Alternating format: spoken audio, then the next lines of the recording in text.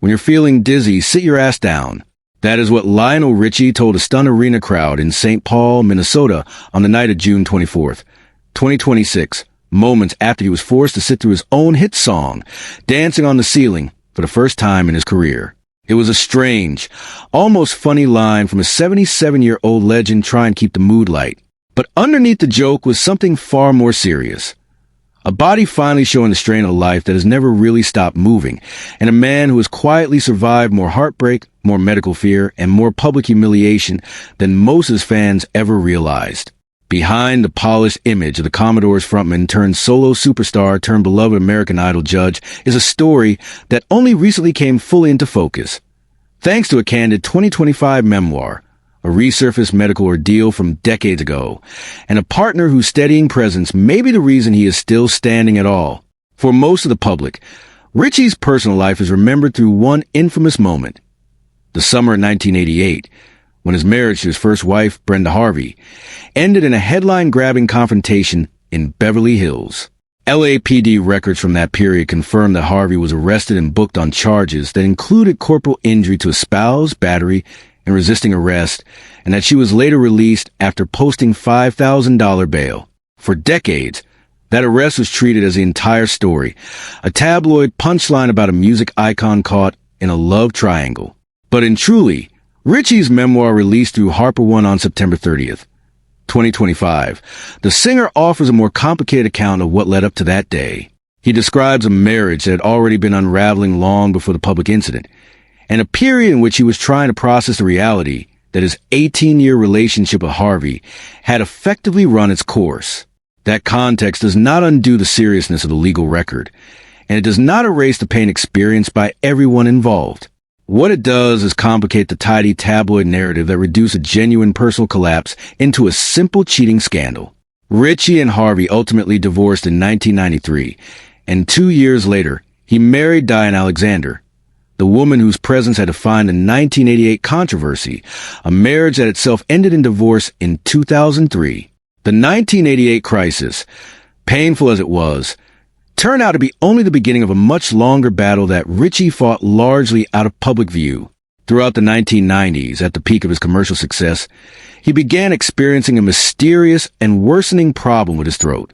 As he later explained in a February 2022 interview with People magazine, and in an earlier conversation with Piers Morgan for the British program Life Stories, Richie underwent 4 separate vocal cord surgeries in the span of just a few years, each one promising a fix that never fully materialized.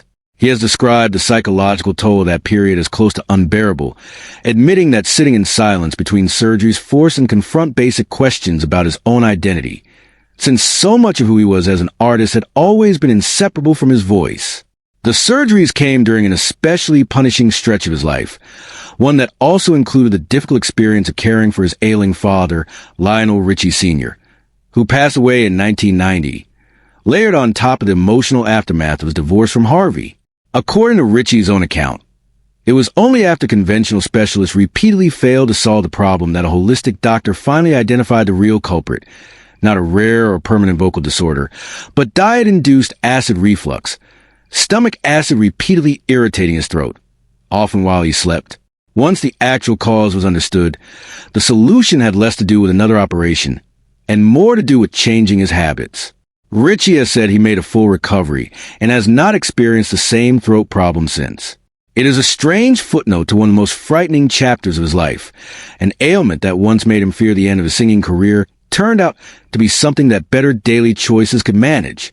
That decade of exhaustion, stacked divorce, and vocal crisis and grief forms an important backdrop for understanding why Richie's current relationship has mattered so much to him. His partner since roughly 2014 has been Lisa Parigi, a Swiss-born entrepreneur of Caribbean, Swiss, and Chinese heritage who built her early career working at technology-focused companies in Zurich and Geneva before moving into modeling and eventually founding her own ventures. Parigi is the founder and CEO of 2 brands, The Estate Collection, a lifestyle line built around candles and fragrance, and Glow Up Beauty, a skincare label. And she has spoken publicly about combining her interests in travel, design, and luxury into products she says she personally develops and oversees. She is also fluent across several languages, a detail that has allowed her to move comfortably through international social and business circles alongside Richie. Much of the public conversation around their relationship has fixated narrowly on their roughly 40-year age gap, often reducing Parigi to a stereotype, rather than acknowledging professional life she has built independent of her famous partner. But Richie himself has pushed back against that flattened version of events.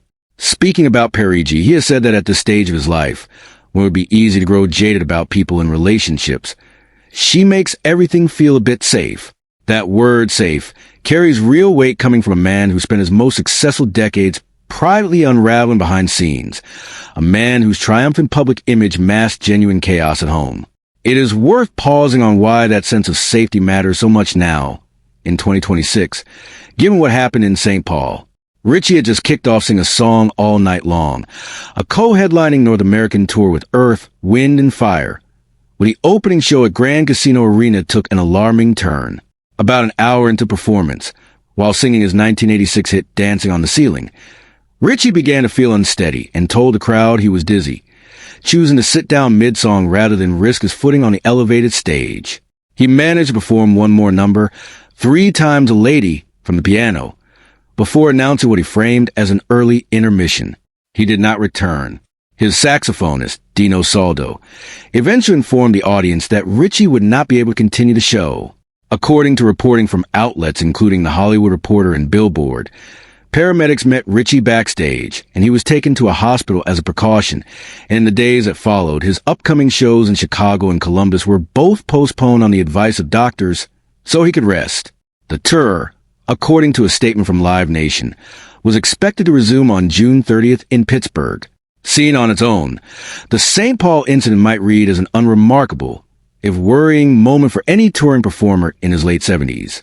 But placed alongside everything else in Richie's history, the abandoned throat surgeries, the collapsed first marriage, the years of quietly absorbing stress that his body eventually expressed through illness, the moment takes on a different shape.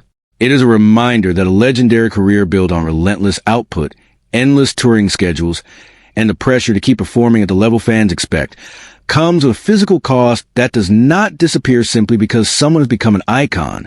Richie has spent nearly 6 decades as a public figure, first with the Commodores and then as a solo artist responsible for some of the most enduring love songs in American popular music, and more recently as a fixture on American Idol. Through all of it, the underlying human being, prone to exhaustion, prone to illness, capable of heartbreak, remained mostly hidden behind the polish of celebrity. What his 2025 memoir and his more recent health scare seem to have done together is finally allow the public to see the fuller picture. A man who survived a devastating and highly public divorce, who quietly endured years of medical uncertainty that threatened the very instrument his fame depended on, and who is still, even now, pushing his body through grueling tours in his late 70s. Against that backdrop, his description of Lisa Parigi as someone who makes him feel safe reads less like a throwaway romantic line and more like an honest reflection on what stability actually means to someone who spent decades without much of it. It suggests that when Richie calls it the love of his life, he is not simply referring to companionship or affection in the ordinary sense. He is describing what it feels like, after everything, to finally have steady ground beneath him. There is something quietly moving in that idea, that a man who spent his most celebrated years hiding pain behind chart-topping hits and sold-out arenas would, at 77, describe safety itself as the rarest and most valuable thing anyone had ever given him.